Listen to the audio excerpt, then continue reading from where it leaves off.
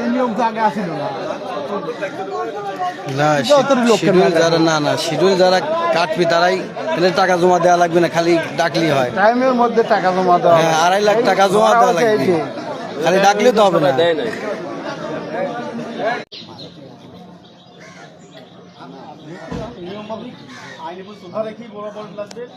যে যেহেতু 11:30 মধ্যে যারা আসতে পারে নাই তারা টাকা ওষুধ করতে পারবেন না, যারা আসেন তারা ডাকতে পারবে না। এখন আমি কাগজ কলমে দুজনের নাম পেয়েছি, এই দুজন টাকা অংশগ্রহণ করবে। মাইকি না, এখানে চিঠি দিয়ে